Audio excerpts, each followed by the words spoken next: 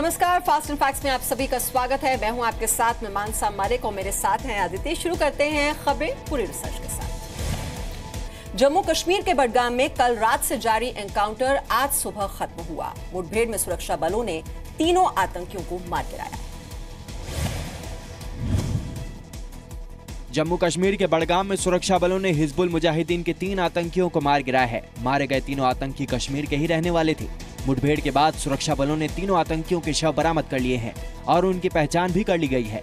मारे गए 2 आतंकी बडगाम के ही रहने वाले हैं, जिनका नाम आबिद और जावेद है, जबकि तीसरा आतंकी सज्जाद श्रीनगर का रहने वाला है। मिलिटेंट्स को हमने, बिकॉज ये लोकल थे, तो हमने अनाउंसमेंट करके इनको सरेंडर करने के लिए अनाउंसमेंट की, बट इन्होंने उधर से हम पे फायर किया। तो इसी दौरान फिर ये एनकाउंटर स्टार्ट हो गया। इस एनकाउंटर में 3 मिलिटेंट जो हैं वो मारे गए हैं, 2 की शनाख्त हो गई है। तीसरा है, इसकी अभी जो आइडेंटिटी है, it is just to be certain, वो भी certain. The 3 terrorists who have been eliminated have been identified to be Javed Sheikh of Budgam, Adil of Budgam and Sajjad of Srinagar.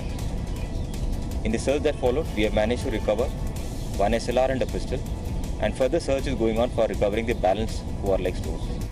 Anantnag आतंकी हमले के बाद सुरक्षा बलों के अभियान के दौरान इन तीनों आतंकियों को मुठभेड़ में मार गिराया गया।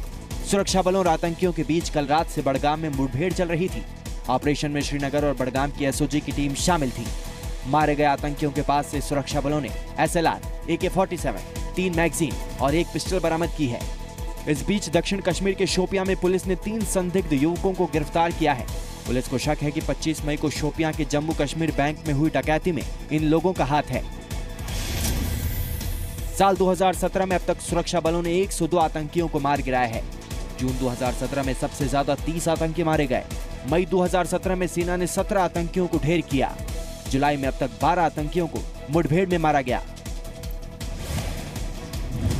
और इस बीच दिल्ली एयरपोर्ट पर आतंकी संगठन ISIS के एक संदिग्ध आतंकी को गिरफ्तार किया गया है, जिसे टर्की से डिपोर्ट करके लाया गया है। आतंकी संगठन लश्कर और हिजबुल ने पाकिस्तान को दबाव से बचाने के लिए नई चाल चली है और यही वजह है कि लश्कर ने अब तक अनंतनाग हमले की जिम्मेदारी नहीं ली है। अमरनाथ यात्रियों पर हुए हमले के 44 घंटे बाद भी लश्कर तैयबा ने हमले की जिम्मेदारी नहीं ली है। सूत्रों की माने तो हमले की जिम्मेदारी नहीं लेने के पीछे पाकिस्तान को अंतर्राष्ट्रीय दबाव से बचाना है। जानकारी के मुताबिक पाकिस्तान की एजेंसियों ने लश्कर और हिजबुल को इस हमले की जिम्मेदारी नहीं लेने को कहा है, ताकि 26/11 हमले के बाद जैसा अंतर्राष्ट्रीय दबाव पाकिस्तान पर ना पड़े। यही वजह है कि आतंकी इस्माइल का नाम आने के बाद भी लश्कर इसकी जिम्मेदारी लेने से बच रहा है। अनंतनाग में अमरनाथ यात्रियों के बस पर हुए आतंकी हमले के 48 घंटे से ज्यादा बीत चुके हैं, लेकिन अब तक ना तो लश्कर तोयबा और ना ही हिजबुल मुजाहिदीन ने इस हमले की जिम्मेदारी ली है। खुफिया एजेंसियों के मुताबिक पाकिस्तान ने इन दोनों आतंकी गुटों को चुप रहने को कहा है। खुफिया एजेंसियों के मुताबिक जिस तरीके से 26/11 में हुए हमले के बाद पूरी दुनिया ने पाकिस्तान पर दबाव बनाया, उसको लेकर के कहीं न कहीं पाकिस्तान की एजेंसियों को ये एहसास होने लगा है कि अगर अमरनाथ यात्रा पर हुए इस आतंकी हमले में उसके खिलाफ अगर सबूत मिलते हैं तो उसकी काफ़ी बदनामी होगी और पूरी दुनिया एक बार फिर से पाकिस्तान और POK में जिस तरीके से टेरर कैंप चल रहे हैं उसको बंद करने के लिए दबाव बनाने लगेगी। केंद्रीय गृह राज्य मंत्री हंसराज अहीर और PMO में राज्य मंत्री जितेंद्र सिंह ने आज श्रीनगर में जम्मू कश्मीर की मुख्यमंत्री महबूबा मुफ्ती से मुलाकात की। इस दौरान दोनों नेताओं ने सुरक्षा बलों के साथ ही जम्मू कश्मीर के लोगों की सराहना की। सभी को कहा है कि इसकी निंदा करनी चाहिए और वो सब प्रयास चल रहा है। स्टेट गवर्नमेंट का अधिकार है, कर रही है। मैं सेंट्रल गवर्नमेंट से आदरणीय प्रधानमंत्री राजनाथ सिंह की ओर से यहाँ की जनता के आवाम का धन्यवाद देता हूँ कि आप सभी ने उसकी निंदा की है। I have to compliment the security forces and the Director General of Police because within a few hours they could share with all of us, with you and us, that they had identified the group and the main person behind it as you. Amarnath यात्रियों पर हुए हमले के 2 दिन पूरा होने को है और हमले को अंजाम देने वाले आतंकियों का अभी तक कोई सुराग नहीं मिला है, जिसे लेकर लोगों में गुस्सा है। आतंकी हमले के विरोध में देश के कई हिस्सों में लोगों ने विरोध प्रदर्शन किया। मुंबई हमले के बाद पाक पर आतंकियों पर कार्रवाई का दबाव बना। पाकिस्तान में जमात-उद-दावा के दफ्तरों पर छापेमारी की गई। जमात उद दावा के संगठन तहरीक आजादी पर प्रतिबंध लगाया। हाफिज सईद को अंतर्राष्ट्रीय दबाव में पाकिस्तान ने नजरबंद किया। अमेरिकी स्टेट डिपार्टमेंट ने भी अनंतनाग में अमरनाथ यात्रियों पर हुए हमले की कड़ी निंदा की है। देश के कई राज्यों में बाढ़ से हालात बिगड़ गए हैं। असम के 15 जिलों में बाढ़ से अब तक 23 लोगों की मौत हो चुकी है। असम में बाढ़ से हालात लगातार खराब हो रहे हैं। 15 जिलों के करीब 5 लाख लोग बाढ़ से प्रभावित हुए हैं। वहीं 4000 हेक्टेयर से ज्यादा की फसल चौपट हो गई है। आपदा प्रबंधन विभाग के मुताबिक राज्य के करीब 1100 गांव पानी में डूबे हुए हैं। अकेले लखीमपुर जिले में 1,21,000 लोग प्रभावित हुए हैं। 10 जिलों में 181 राहत कैंप खोले गए हैं, जहां बाढ़ पीड़ित लोगों को रखा गया है।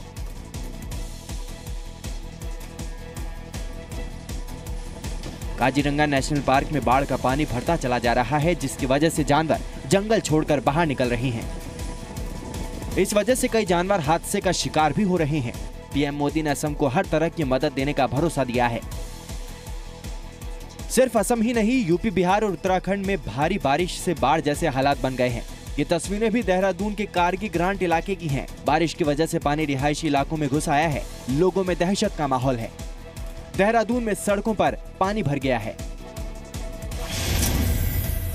पूरे राज्य में हो रही बारिश इस वक्त आफत की बारिश साबित हो रही है। क्या मैदान और क्या पहाड़, सभी जगह लगातार मूसलाधार बारिश का सिलसिला बना हुआ है। आप ये देख सकते हैं कि ये राजधानी देहरादून का रिस्पना पुल के पास का इलाका है। यहाँ घुटनों से भी ऊपर पानी पहुंच चुका है। राजधानी देहरादून के कई इलाके ऐसे हैं जहां पर बस्तियों के अंदर घरों में पानी दाखिल हो चुका है। और अगर इसी तरह से लगातार बारिश अगले कुछ और देर तक जारी रहती है तो जाहिर है काफी ज्यादा यहाँ पर नुकसान की संभावनाएं जताई जा रही हैं। इलाहाबाद में बारिश और नदियों का जलस्तर बढ़ने से लोगों की मुसीबत बढ़ गई है। कई घर पानी में डूब चुके हैं। ये तस्वीरें बिहार के मधुबनी जिले के मधेपुर इलाके की हैं। पानी भरने से कई घर डूब गए हैं। लोग नाव के सहारे बाढ़ के पानी से निकलने की कोशिश कर रहे हैं। उत्तराखंड के ऋषिकेश में भी गंगा उफान पर है। पहाड़ों में हो रही बारिश से गंगा का जल स्तर बढ़ गया है। प्रशासन ने नदी किनारे रह रहे लोगों को अलर्ट जारी किया है ताकि जल्द से जल्द जगह छोड़कर ऊंची जगहों पर चले जाए। प्रशासन की तरफ से पहले ही अलर्ट जारी किया जा चुका है। नगर पालिका और पुलिस प्रशासन के द्वारा इन्हें लगातार हिदायत दी जा रही है कि जल स्तर कभी बढ़ सकता है। भारी बारिश के मद्देनजर देखते हुए आप सुरक्षित स्थानों पे अपना जो है जान माल को सुरक्षित स्थान पे ऊंचाई वाले क्षेत्रों में चले जाएं। पानी आ गया घर में, सब सामान ना मेरा सब हो गया। फर्नीचर, रजाई, गद्दे, सब चीज सब हो गया नाश। लाखों रुपए का सामान मेरा बेकार हो गया सब। असम में बाढ़ से अब तक 23 लोगों की मौत हो चुकी है। असम के 15 जिलों के करीब 5 लाख लोग बाढ़ से प्रभावित हैं। लखीमपुर जिले में ही 1,21,000 लोग बाढ़ की चपेट में हैं। असम के 10 जिलों में 181 राहत कैंप लगाए गए हैं।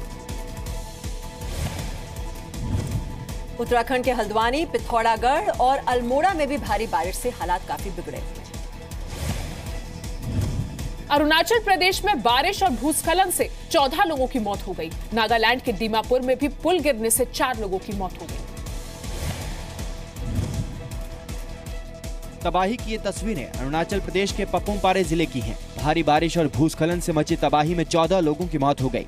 मंगलवार को हुए लैंडस्लाइड के बाद 14 लोग मलबे में दब गए थे। बचाव कर्मियों ने रेस्क्यू ऑपरेशन चलाया, लेकिन लोगों को बचाया नहीं जा सका। मलबे में दबे लोगों की मौत हो गई। कई लोग घायल भी हुए हैं। वहीं कल हुए भूस्खलन में कई लोगों को बचा लिया गया। सेना और एनडीआरएफ ने प्रभावित इलाकों में सैकड़ों लोगों को सुरक्षित बचा लिया। भालुकपोंग इलाके में हुए भूस्खलन में 70 महिलाएं और 50 बच्चों समेत करीब 200 लोगों को बचा लिया गया। नागालैंड के दीमापुर में भी तेज बारिश ने तबाही मचाई है। लगातार हो रही तेज बारिश से अचानक ये पुल ढह गया। देखते ही देखते लोगों के सामने ये पुल भरभरा कर नदी में समा गया। इस हादसे में 4 लोगों की मौत हो गई, जबकि 5 लोग घायल हो गए। घायलों को नजदीक के अस्पताल में भर्ती कराया गया है।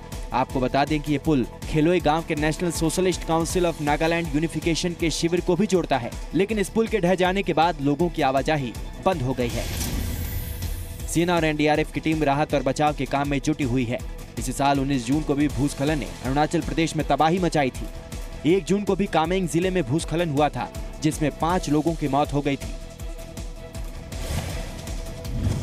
अभी कुछ दिन और अरुणाचल में भारी बारिश की संभावना है। ऐसे में लोगों में दहशत का माहौल है। दार्जिलिंग में अनिश्चितकालीन बंद जारी है। आज पुलिस फायरिंग में मारे गए अशोक तमांग के शव के साथ मार्च निकाला गया। गोरखा जनमुक्ति मोर्चा के समर्थकों ने अशोक तमांग नाम के कार्यकर्ता के शव के साथ मार्च किया। समर्थकों का आरोप है कि पुलिस के फायरिंग में अशोक तमांग की मौत हुई है। अशोक तमांग 1 जुलाई को भड़की हिंसा के दौरान घायल हो गया था, जिसकी कल मौत हो गई। हजारों लोग आज शव के साथ दार्जिलिंग की सड़कों पर उतरे और नारेबाजी की। शव को गाड़ी में रखकर जीजेएम समर्थकों ने मार्च निकाला। समर्थक अलग गोरखालैंड की मांग को लेकर डटे हुए हैं। क्या करें हम, क्या बोले, आप सब देख रहे हैं, ये जनता ही सब बोल रहा है ना, ये हमारा भी फैसला है। गोरखालैंड एक ये मांग है, इसको उचित ही मांग है, इनको यहाँ का भविष्य है, ये बच्चों लोग का भविष्य। अभी देखिए स्कूल कॉलेज सब बंद है, बच्चों लोग का फ्यूचर आप सोचिए। दार्जिलिंग के कलिमोंग इलाके में लिंबू बोर्ड के दफ्तर में कल रात प्रदर्शनकारियों ने तोड़फोड़ की। दफ्तर में रखा सारा सामान तोड़ दिया गया। इलाके में भारी पुलिस बल तैनात किया गया है। दार्जिलिंग में हालात सामान्य होने के लिए सावन के महीने में महिलाएं शिव मंदिर में पूजा अर्चना कर रही हैं। बंद की वजह से महिलाओं को न ही पूजा के लिए फूल और धूप मिल रहे हैं और न ही प्रसाद। महिलाएं शांति के लिए प्रार्थना कर रही हैं, लेकिन अलग गोरखालैंड की मांग भी दोहरा रही हैं। बस यही चाहिए कि शांति हो, बच्चे लोग स्कूल जाए, है ना, यही तो हम लोग को चाहिए। लेकिन यहाँ पर तो शांति होने की कोई बात है नहीं, क्योंकि हम लोग सबको यहाँ गोरखालैंड प्रेमी है, तो हम लोग को तो गोरखालैंड चाहिए। किसी कीमत पर भी हम लोग को गोरखालैंड चाहिए। हम लोग अपना माटी को तो वो नहीं कर सकते ना, भूल नहीं सकते ना। चाहते हैं जो पूजा वूजा करते हैं जहाँ भगवान शांति करे। दुकान खुलेगा तब तक हम लोग खाएगा, कहाँ से दुकान बंद है, घर जाने के लिए नहीं मिल रहा है, कैसे रहेगा। अलग गोरखालैंड की मांग को लेकर दार्जिलिंग में महीने भर से हिंसक प्रदर्शन हो रहे हैं। दार्जिलिंग में अब तक हिंसा में 7 प्रदर्शनकारियों और 1 कमांडेंट की मौत हो चुकी है। हिंसा में अब तक 800 करोड़ का नुकसान हो चुका है। बंद की वजह से दार्जिलिंग में जरूरी चीजों की भारी किल्लत चल रही है। अलग गोरखालैंड की मांग को लेकर जीजेएम ने 15 जुलाई से आमरण अनशन का ऐलान किया है। पीएम मोदी के जीवन पर लिखी किताब the making of a legend का दिल्ली में विमोचन किया गया। The making of the legend नाम की किताब के लॉन्च पर बीजेपी अध्यक्ष अमित शाह और संघ प्रमुख मोहन भागवत मौजूद रहे। किताब में लेजेंड शब्द होने पर अमित शाह ने आपत्ति जताई और कहा कि पीएम मोदी सरल तरीके से काम करते हैं, इसलिए ये शब्द सही नहीं है।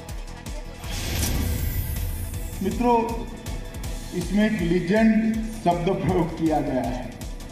पाठक साहब के साथ विनम्रता से मेरी असहमति इस शब्द के बारे में मैं व्यक्त करता हूं। यहाँ इस सभागार में बहुत सारे लोग हैं जिन्होंने नरेंद्र भाई को नजदीक से काम करते हुए देखा है। साहजिकता से, सरलता से कार्यकर्ता की भांति काम करते करते आगे बढ़ने का उनका जो स्वभाव है, उसके साथ इस शब्द प्रयोग मेल नहीं खाता। अमित शाह ने कहा कि आज अर्थव्यवस्था को लोग जॉबलेस ग्रोथ कह रहे हैं, लेकिन मोदी सरकार ने करोड़ों लोगों को स्वरोजगार दिया है। संघ प्रमुख मोहन भागवत ने कहा कि एक स्वयं सेवक के रूप में मोदी के बारे में लोग ज्यादा नहीं जानते, लेकिन सीएम से पीएम बनने की उनकी यात्रा उज्जवल रही है। 125 करोड़ के देश की जनसंख्या जिस देश की हो, वो नौकरियों के माध्यम से रोजगारी का समाधान नहीं ला सकता। नरेंद्र भाई ने गुजरात के अंदर ही प्रयोग किया था स्वरोजगारी का और कौशल विकास का। प्रधानमंत्री बनने के बाद उन्होंने इस प्रयोग को राष्ट्रीय फलक पर लेकर आए। जिनको भारी जगत में करिश्माई नेता कहा जाता है, उनके चरित्र लिखे जाते हैं। स्वाभाविक बात है, उससे एक स्फूर्ति मिलती है, प्रेरणा मिलती है कि गुजरात के मुख्यमंत्री बनने तक की जीवन यात्रा नरेंद्र भाई की हम स्वयंसेवक और कार्यकर्ताओं के लिए है। शाह ने दावा किया कि 2024 तक एक भी गांव ऐसा नहीं होगा जहां सड़क न हो, जहां बिजली न हो और जहां शौचालय न हो। शाह ने कहा कि 2019 तक सरकार का लक्ष्य 1 करोड़ महिलाओं को एलपीजी गैस कनेक्शन देने का है। The making of a legend के लेखक बिंदेश्वर पाठक हैं। ये किताब एक तरह से कॉफी टेबल बुक की तरह है। किताब में तस्वीरों और लेखों के माध्यम से पीएम मोदी और उनके जीवन को दर्शाया गया है। किताब में प्रधानमंत्री बनने के बाद नरेंद्र मोदी की उपलब्धियों और योजनाओं का भी जिक्र किया गया है। नोएडा सेक्टर 78 के अपार्टमेंट में मेड पर चोरी का आरोप लगने पर हंगामा हो गया। मेड के रिश्तेदारों ने पथराव कर दिया। पथराव की ये तस्वीरें नोएडा सेक्टर 78 के महागुंज सोसाइटी की हैं। दोनों तरफ से जमकर पथराव किया गया। आरोप है कि एक अपार्टमेंट में काम करने वाली मेड ने चोरी की। मेड पर एक घर से 17,000 रुपए की चोरी का आरोप था। वहीं दूसरे पक्ष के मुताबिक नौकरानी कल रात से ही गायब थी। आज नौकरानी के रिश्तेदार उसी अपार्टमेंट में पहुंचे जहां वो काम करती थी। रिश्तेदारों के मुताबिक मेड को मारा पीटा गया और वो सोसाइटी के गेट के पास बेसुध हालत में मिली। विवाद बढ़ने के बाद रिश्तेदारों ने सोसाइटी पर पथराव किया। वहां मौजूद गार्ड्स और सोसाइटी के लोगों पर भी पत्थर फेंके। नोएडा सेक्टर 78 की यही वो महागुंज मॉडर्न सोसाइटी है जहां पर आज सुबह मेड और यहां के रेजिडेंट के बीच जमकर पत्थरबाजी हुई थी। दोनों तरफ से काफ़ी देर तक ज़बरदस्त पत्थरबाजी हुई थी। एक मेड जो कि यहाँ काम करती थी उसके ऊपर जो यहाँ के रेजिडेंट हैं जो कि मर्चेंट नेवी में कैप्टन है, उनके परिवार वालों ने पैसे चोरी करने का आरोप लगाया था और जब उससे पूछा गया था तो उसने कबूल भी कर लिया। पुलिस ने शिकायत दर्ज कर मामले की जांच शुरू कर दी है। वहीं सोसाइटी में काम करने वाली दूसरी मेड मकान मालकिन पर गंभीर आरोप लगा रही है। ये दोनों तरफ से दो आरोप थे। रेजिडेंट का आरोप है कि मेड सर्वेंट ने उनके घर में चोरी की थी, उसे उन्होंने धमकाया, उसने बता दिया था और इसके बाद वो यहाँ से जब उन्होंने कहा इसके हम सबको बता देंगे कि तुमने चोरी किया है, तो यहाँ से चली गई। सवेरे उसके परिजन आए हैं, उनके घर में उन्होंने तोड़फोड़ किया है और उसके बाद सोसाइटी के बाद उन्होंने पथराव किया। 6:30 बजे करीबन इन्होंने निकाल दिया है, मार के हालत खराब कर दिया उसकी बीवी का, जो हमारा मतलब पड़ा हुआ है वहाँ पे, बेहोश पड़ा हुआ। मैडम ने उसको किस बिना पे मारा और मारा क्यों? भाई सिक्योरिटी इतनी सख्त है तो अगर वो चोरी करके जा रही थी तो आप चेकिंग तो होती ना गेट पे। उनको इतना सब्र क्यों नहीं है? उन्होंने एक मेड को मारा और छुप कर फ्लैट में बैठ गई है, क्यों बैठ गई? मेड पर एक अपार्टमेंट से 17,000 रुपए चुराने का आरोप है। मकान मालिक पर मेड को बेसमेंट में बंधक बनाने का आरोप है। मकान मालिक पर मेड से मारपीट और बदसलूकी करने का भी आरोप है। पुलिस ने मेड की शिकायत पर केस दर्ज कर लिया है। माइक्रोसॉफ्ट मोबाइल में 8.1 विंडो इस्तेमाल करने वाले ग्राहकों को अब कंपनी कोई अपडेट नहीं देगी। मतलब इस सिस्टम पर चलने वाले फोन पहले की तरह ही काम करेंगे, लेकिन इसके ऑपरेटिंग सिस्टम में आने वाली किसी भी दिक्कत को कंपनी दूर नहीं करेगी। 8.1 पर सपोर्ट को खत्म करने से अब कंपनी सुरक्षा पैच, बग फिक्स जैसे अपडेट को आगे से मुहैया नहीं कराएगी। माइक्रोसॉफ्ट ने 11 जुलाई 2014 को विंडोज फोन 8.1 जारी किया था, लेकिन मार्केट में इसका रिस्पांस अच्छा नहीं रहा। अपने सबसे अच्छे दिनों में भी कंपनी का मार्केट शेयर 2% से ऊपर नहीं पहुंच सका। 2016 के अंत में विंडोज फोन ऑपरेटिंग सिस्टम का मार्केट शेयर 0.3% था। माइक्रोसॉफ्ट विंडो फोन का मार्केट शेयर इस वक्त 1% है। विंडो 10 मोबाइल फोन को अपडेट अब भी मिलते रहेंगे। माइक्रोसॉफ्ट अब मोबाइल से हटकर लैपटॉप पर फोकस कर रहा है।